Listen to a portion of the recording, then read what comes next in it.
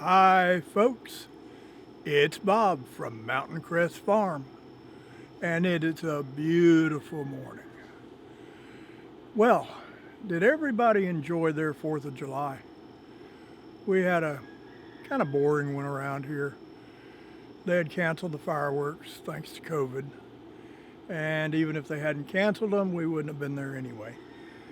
I'm still not getting out of the house much except for doctor's appointments. The only people around here that didn't enjoy them was a couple of dogs I've got that are absolutely terrified of fireworks. One or two gunshots go off around here and they kind of perk up, gets their attention, but they're not scared. But you start having boom after boom after boom with the fireworks, and they are terrified. But other than them, it was an okay 4th of July. Cindy had to work, which is not great.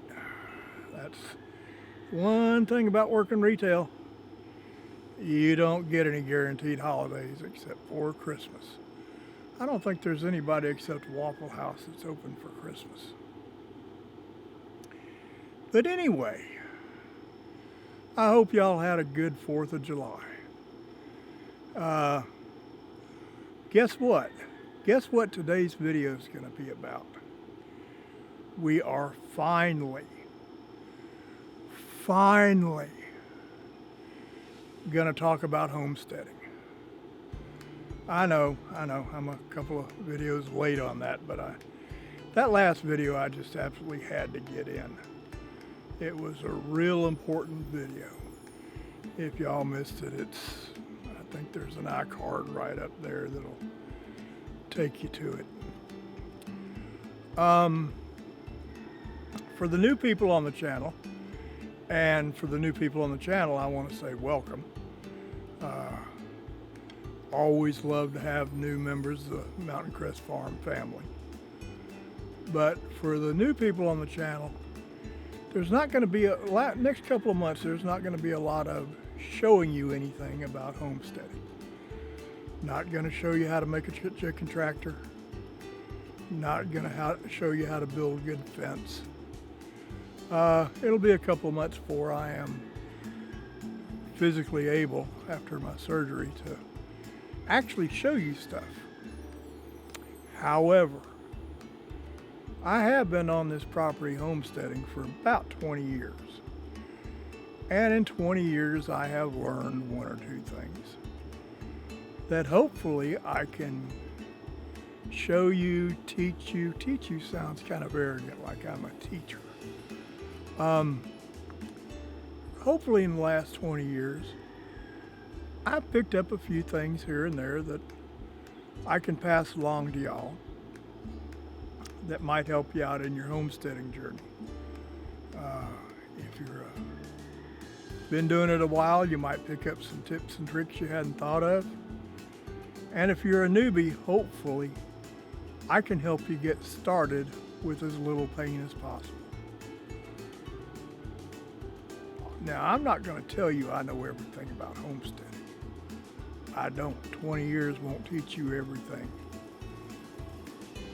200 years won't teach you everything.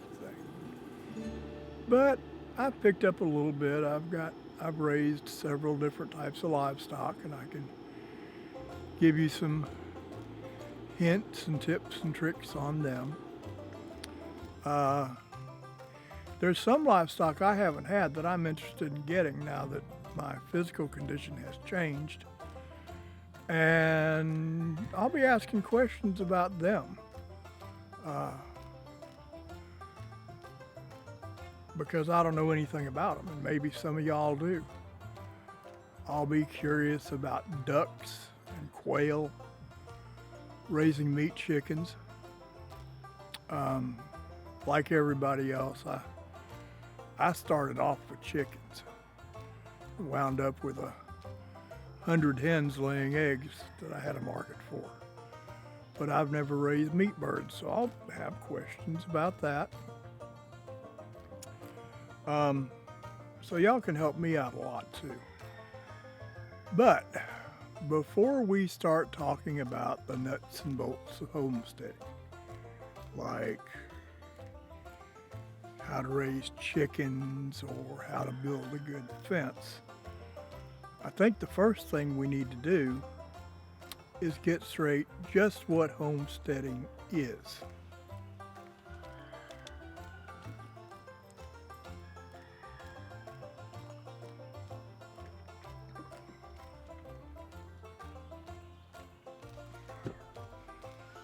Now, homesteading, well, what homesteading is and what homesteading is not. And I'm going to name some names. I'm going to call out some channels, both on the good side of this and on the bad side of this, to give you examples. And some of them probably won't like it. Some of them won't even notice because I'm such a small channel and they're such a huge channel. But I'm going to give you some examples of things to watch for, because I'm not going to be your only source. I certainly hope not. Everything you hear from anybody about how to do this and how to do that, you need to verify. I might not know what I'm talking about. So you need to go other places. And don't want y'all getting lost going to the wrong other places. But anyway, just what is homesteading? I've covered a little bit in some other videos, but since we're starting a homesteading sort of series here, I think we need to redefine it and probably improve my previous definition. In short, to me, to you it might be different. In short, homesteading is living as self-sufficient a lifestyle as you possibly can. And self-sufficient does not include running to the bank and getting another $1,000 when you want to buy another piece of equipment. That's not self-sufficient. You're relying on the bank. Self-sufficient, think of it, here's how I think of it. Self-sufficient is being able to take care of yourself and family on your property without leaving your property for anything. That's being self-sufficient. That's being totally self-sufficient. Now, by the way, totally self-sufficient is impossible. There is not a living soul on the face of the earth who has ever been totally self-sufficient. You can go back to the caveman. He wasn't self-sufficient. When Joe the caveman woke up one morning and realized that they were running out of meat, he didn't turn to his wife and say, "Hey, Bertha, I'm going to go out and kill a mastodon. I'll be back in a few days." If he had tried that, Joe the caveman wouldn't have been back.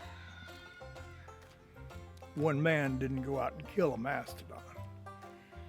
He went out and he gathered up some neighbors who also needed meat.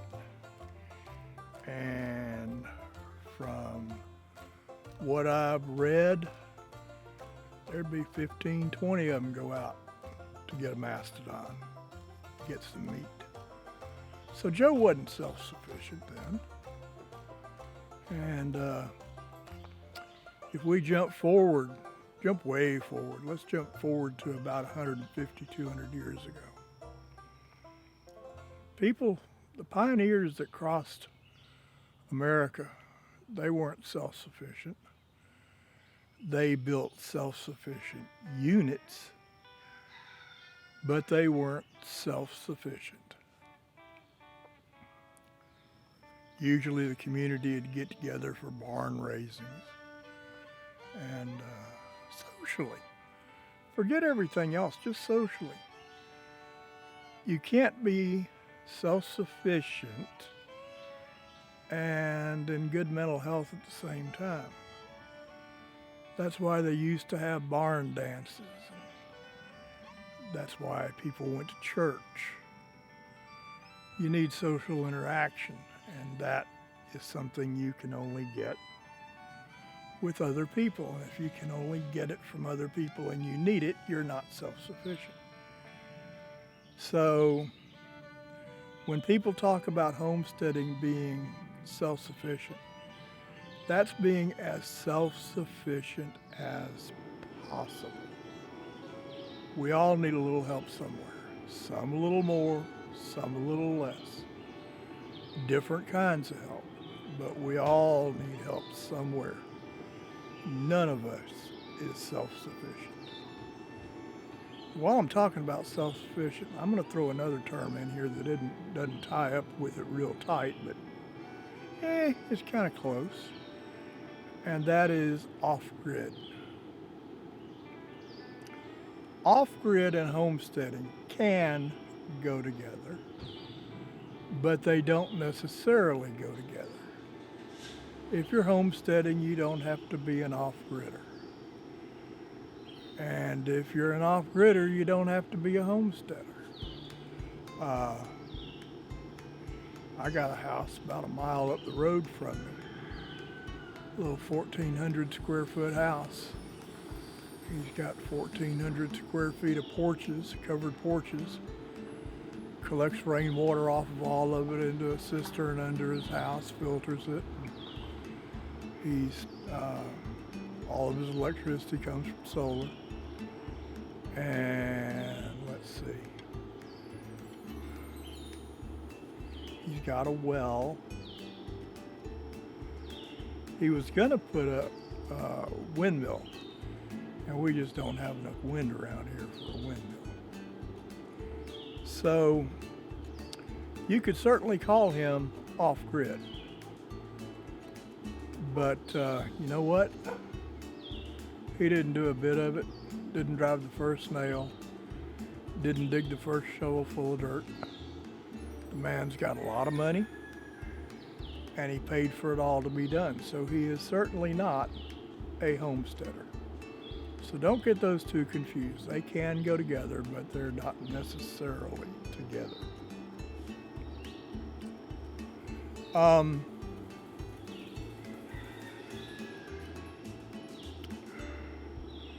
To me, self-sufficiency just means you do the best you can to take care of yourself and get outside help when it makes sense.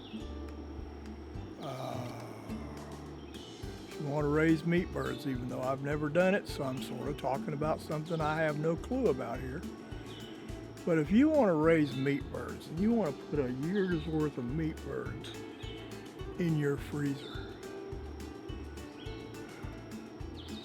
wouldn't it make sense for you and a neighbor who's doing the same thing to kind of get together and on slaughter day and divvy up the work? Some of you do part of it and some of you do another part of it.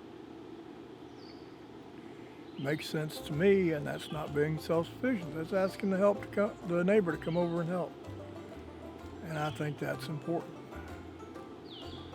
So don't get while I believe the core of homesteading is self-sufficiency, don't get too tied up on that.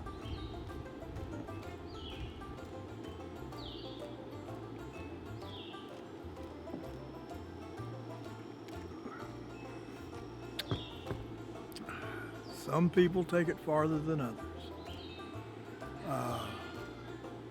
I've got a friend, I've got a YouTube friend, his name's Justin, he's out in Mississippi. Heck of a good guy. Heart's in the right place, loves the Lord. Now I don't know how far from town he lives, and I don't know how far off of a paved road he lives, but I know he is hand digging, just like it was 1850, I know he is hand digging a well. Now I got news for you. When I was younger and in the best of health, he's a lot more ambitious than me. And no way I'd try to hand dig a well, especially not here. 240 feet to water. I don't know how deep he's got to go. Now, he's not doing that because he wants to be Mr. Self-Sufficient. He's doing that because he's contacted every well drilling place in the area, and none of them will come out and dig a well. I don't know if he lives that far back in the woods or what, but Justin's hand digging a well because he can't get a driller to come out and drill him a well. I sure hope he doesn't have to go very deep. But anyway, kind of wandered around here, but I want y'all to get the idea of just what homesteading is. It is self-sufficiency, but not being an idiot about it. We all need help. Lord, without help, the last couple months, I'd have been in serious trouble. We all need help sometimes. So don't get carried away with the self-sufficiency. Do the best you can with what you got to work with, and ask for help to pick you up there. Now, I said I was going to call out a few channels.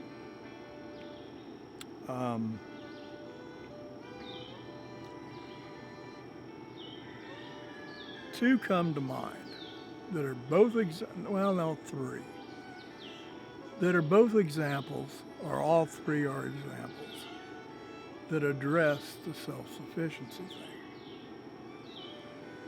There's a couple out in the Pacific Northwest. I don't mind naming their channel. They don't like me, I don't like them anyway. Name of their channel is Pure Living for Life. And they think they're homesteaders. They have built a nice house, a really nice house. And they're improving their property big time. I'm wrong there. I said they have done this. They've done very little except spend money.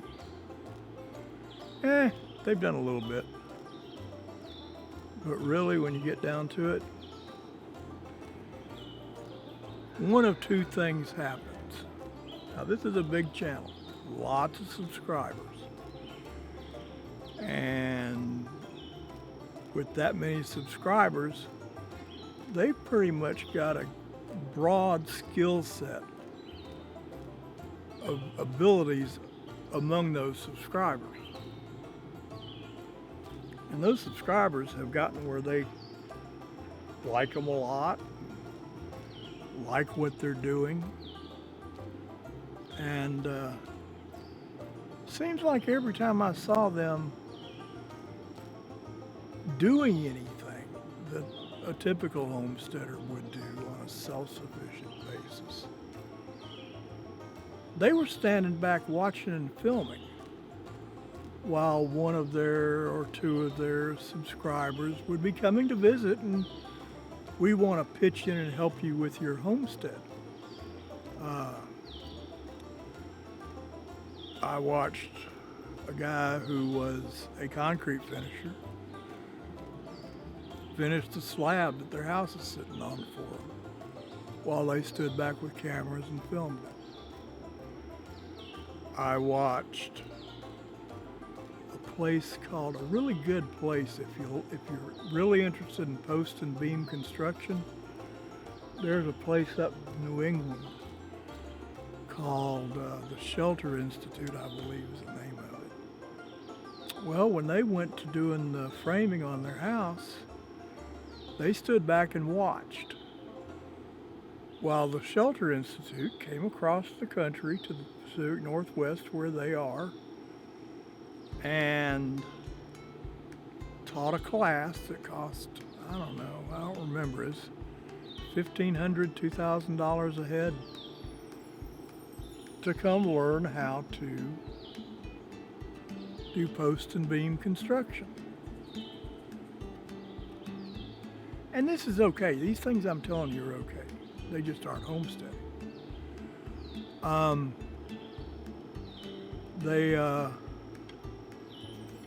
Seems like they had about 25 or 30 people there, built their frame for them while they ran the cameras.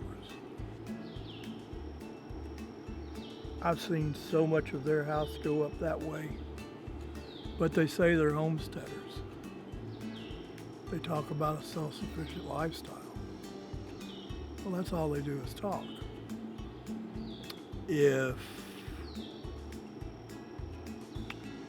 they needed a front end loader, you know, something like a Case 280, I think, got a loader on the front and a backhoe on the back. They needed one to do a little bit of trenching, not a whole lot. And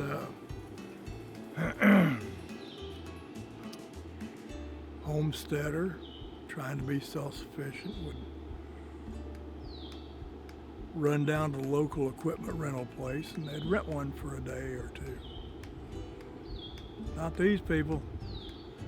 Let's hit the bank account and buy one.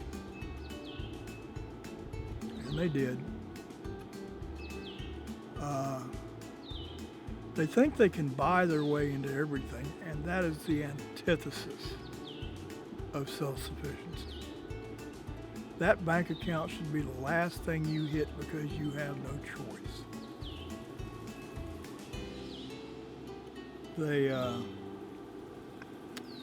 I can't remember their names. They had to, I don't remember. The man, now he couldn't let homesteading interfere with his entertainment. And he had always wanted to learn to fly. I understand that. I've been a pilot since I was 17 years old. Well, I'm not now.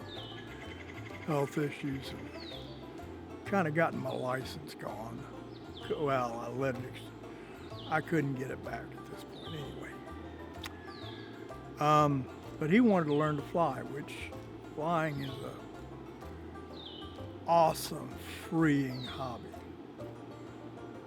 But he wanted to learn to fly, so right in the middle of building the house, which he wasn't building anyway, right in the middle of building a house, he took flying lessons and bought a plane. Now let me tell you something. The cheapest, airworthy, safe plane you're gonna buy that's decent for two people, it's he and his wife, to actually go anywhere. It's gonna run you close to $100,000. It's gonna be a Cessna 172. I don't remember what they got, but I'm sure he couldn't lower himself to settling for a 172. These people call themselves homesteaders. They suck in a lot of people who subscribe to their channel so that they can learn how to homestead.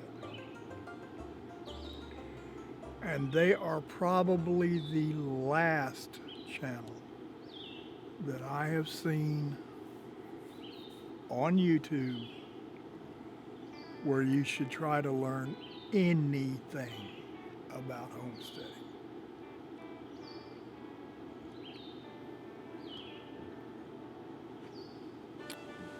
But don't knock people out just because they have fancy channels and lots of fancy stuff.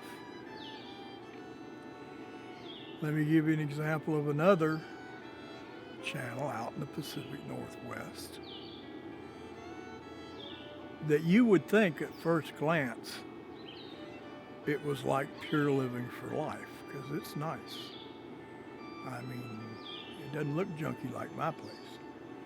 It is nice. And that's Wrangler Star. Now you got to understand about Wrangler Star. He didn't start his channel or his homestead last week.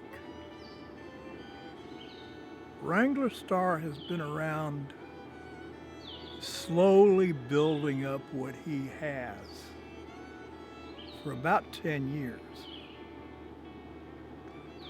I haven't gone back and looked at his first videos, but I would be willing to bet you that Cody's first videos, he was starting out from scratch. He was homesteading and being as self-sufficient as possible.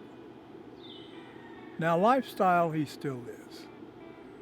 Lifestyle, Cody is still being a very self-sufficient, frugal type person. His channel's huge, has lots of subscribers, and with that comes perks. One of the tractor companies, it wasn't Kubota, Mahindra maybe, I don't remember. One of the tractor companies gave him a tractor. I don't think they signed title over. I think he had use of it for a year or two, as long as he promoted the tractor. And another company sent him a whole tractor trailer load of implements. Bush hogs, plows, everything. Take them and use them. Well, when you've got hundreds of thousands of subscribers, companies want you to promote their products because they know a lot of people are going to see them. And that's how Cody's gotten a lot of the stuff he's got, besides the fact he's taken 10 years to build up what he has. So you can't go by channel size or what a channel's got.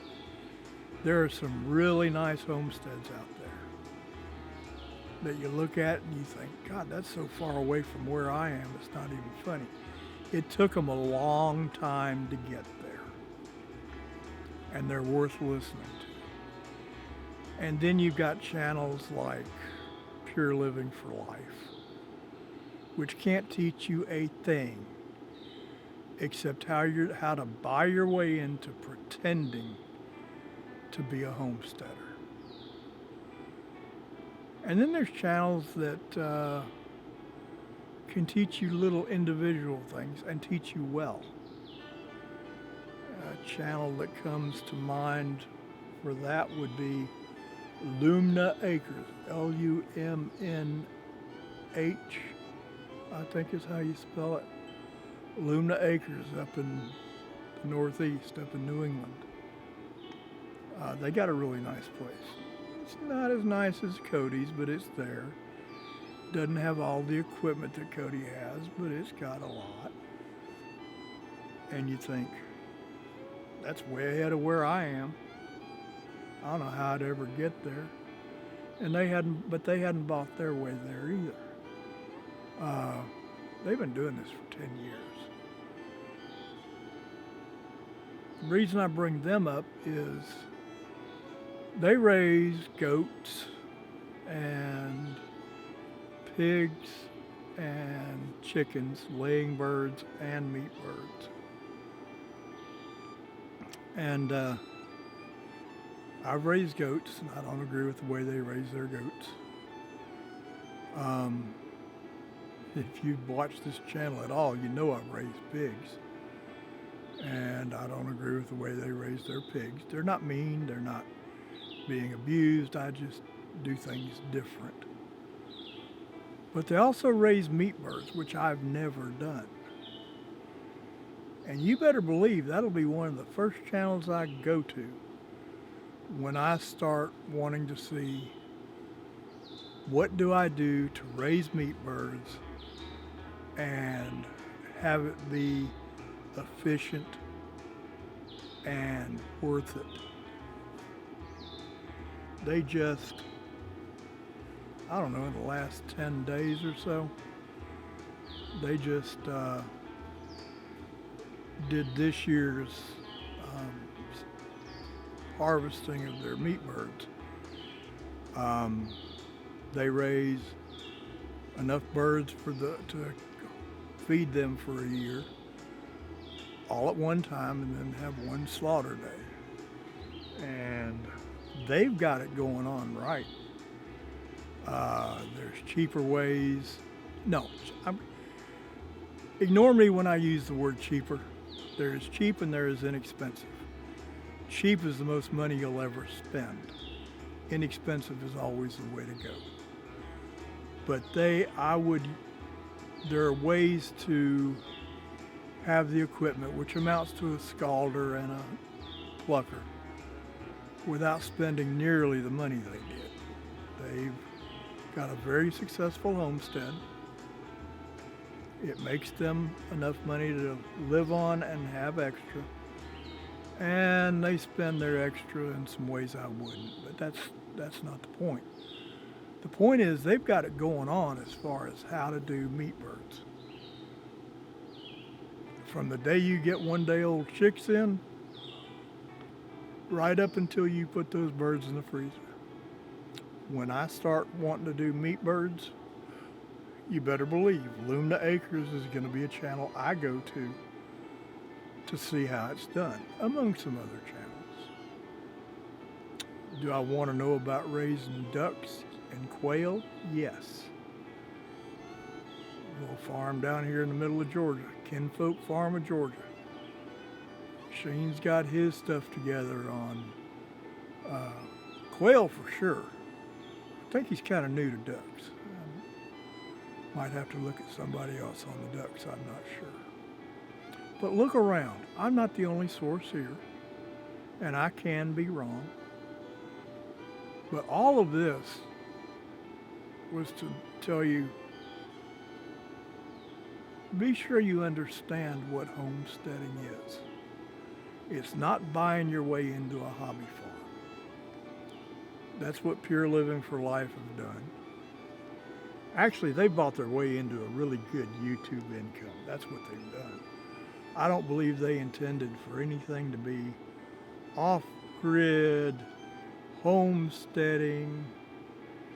I think they saw a niche they could jump into that they could buy their way into a really good YouTube income. Good for them. If that's their purpose, good for them. But homesteading, when you get back to it at its core, is living a minimalist lifestyle, being as self-sufficient as possible, requiring as little outside help as possible, but always knowing you can't do everything by yourself, and you are going to need some outside help. So don't think self-sufficient means goodbye world. You're in for a rude awakening if you do. But now we've got homesteading defined, or at least my definition of it, where to look for some ideas and thoughts and where to stay away from. So the next video I do is going to be getting into the nuts and bolts of homesteading. And since the first thing it seems to me that most people want when they start homesteading is a chicken flock, a laying flock for eggs. So, starting with the next video, we're going to start talking chickens, specifically laying chickens. What breeds are best given different circumstances, what to expect out of your chickens, how to take care of your chickens, efficient ways to house your chickens. We're just going to be talking about laying chickens in general for several videos. So I hope you hang around. I hope you subscribe. Give me a thumbs up if you like this video. And hit the subscribe button and ring that little bell so that you'll get notifications. And we'll start talking about chickens in the next video. until then, I hope y'all have an awesome day. I mean, just absolutely fantastic, can't be beat awesome day. Now, there's no guarantee you're going to have a good day and everything's going to go well. But despite that, you can still have an awesome day. Awesome days are super, super, super simple to come by. They're not easy, but they are simple. I haven't had a day that wasn't an awesome day in got to be at least a year. And all it takes is to remember two things. Number one, the tomb was empty. And number two, he is alive. I'll see y'all in the next video, okay? See ya.